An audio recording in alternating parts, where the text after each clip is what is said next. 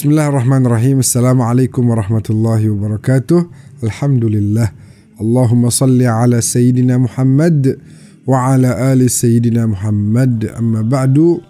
Kaum muslimin dimanapun berada, semoga kita semua dalam keadaan sehat walafiat dan senantiasa mendapat cucuran rahmat dari Allah subhanahu wa ta'ala.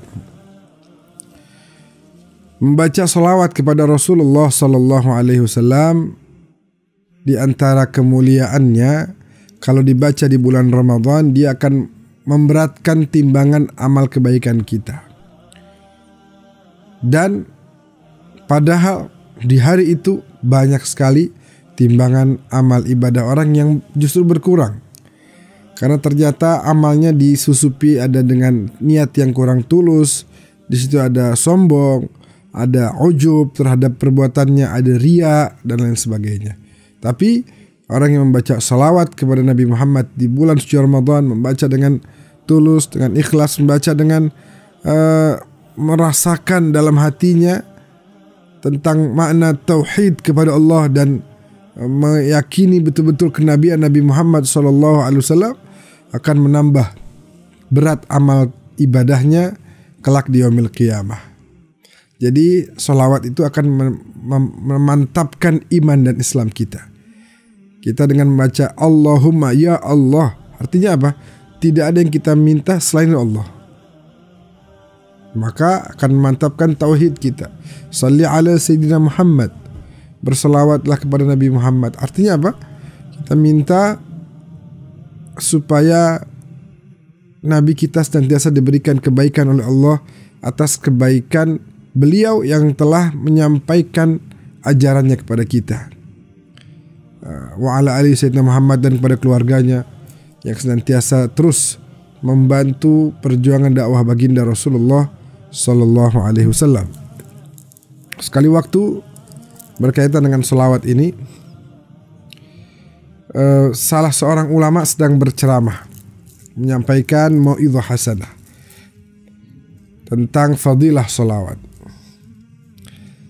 Kemudian beliau mengatakan di antaranya bahwasanya selawat akan membuat orang kaya menjadi semakin berkah kekayaannya, dan orang miskin akan mendapatkan rezeki minas sama, rezeki dari langit.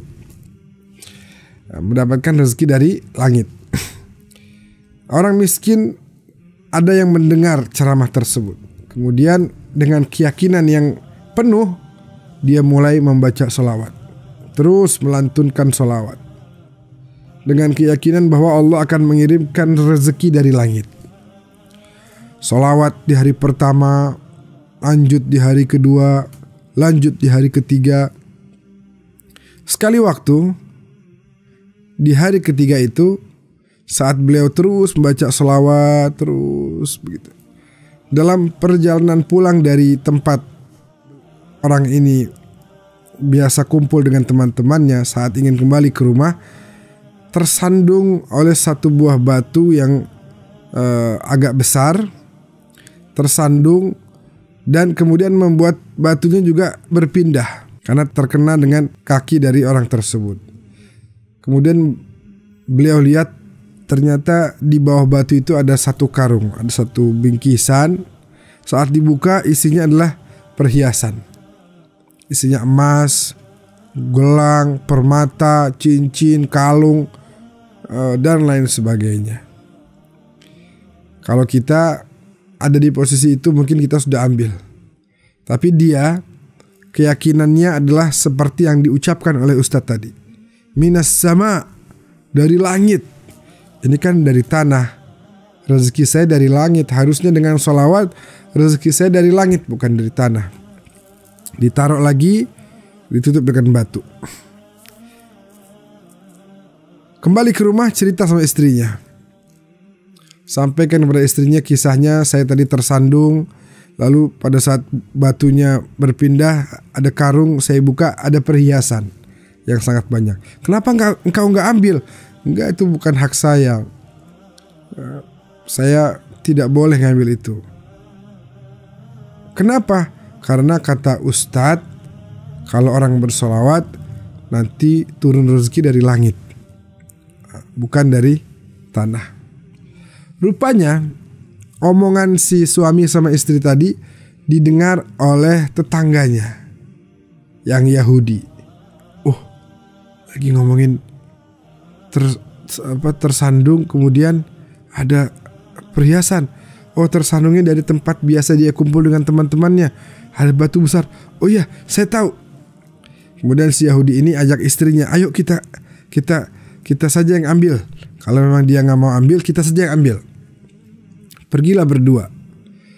Diangkat batunya, dilihat ada karung. Wah, benar. Apa kata si tetangga kita? Ayo ambil. Bawa ke rumah. Sampai ke rumah, dibuka karungnya. Pas dibuka, isinya adalah ular, kalajengking, dan hewan-hewan bahaya lainnya. Akhirnya kata si orang Yahudi, ini tetangga kita nih jangan-jangan nipu dia. Tadi dia cerita, kita dengar jangan-jangan supaya kita ambil dan nanti kita disengat oleh ular, kita disengat oleh kalajengking. Akhirnya marahlah si Yahudi. Yahudi marah dan kemudian Yahudi bilang, kalau gitu kita kembalikan, kita taruh sana, biar dia yang disengat oleh ular dan oleh kalajengking. Naiklah ke atas loteng.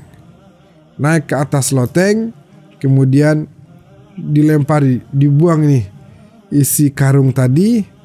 Di bawah lagi diskusi. Iya, saya gak mau ambil, itu bukan rezeki saya karena dari tanah. Tiba-tiba apa? Dari atas berjatuhan. Yang tadinya dilihat oleh Yahudi adalah berupa ular dan kalajengking, pada saat ditumpahkan kembali berupa emas dan perhiasan.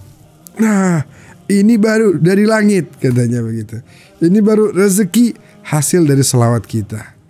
Makanya subhanallah, kita jangan pernah sedikit pun berhenti baca selawat kepada Nabi Muhammad SAW, karena perintahnya begitu jelas. Innallaha wa malaikatahu yusalluna 'alan nabi. Sesungguhnya Allah dan para malaikatnya senantiasa bersolawat. Terus kita siapa? Kenapa gak mau solawat? Ya ayyuhalladzina amanu, wahai orang-orang beriman, sallu alaihi wa sallimu taslima. Solawat kalian, ya, untuk supaya kita bisa masuk bagian orang-orang beriman. Di antara tandanya adalah dengan memperbanyak membaca solawat kepada Nabi besar Muhammad sallallahu alaihi wasallam. Semoga Allah tidak mengharamkan kita untuk terus menyebut nama kekasihnya, yaitu junjungan kita, Nabi terakhir, Rasul penutup, Sayyiduna Muhammad sallallahu alaihi wasallam. Amin ya rabbal alamin. Sekian, hadanallahu iyyakum ajmain, wallahul muwaffiq ila aqwamit thariq. Wassalamualaikum warahmatullahi wabarakatuh.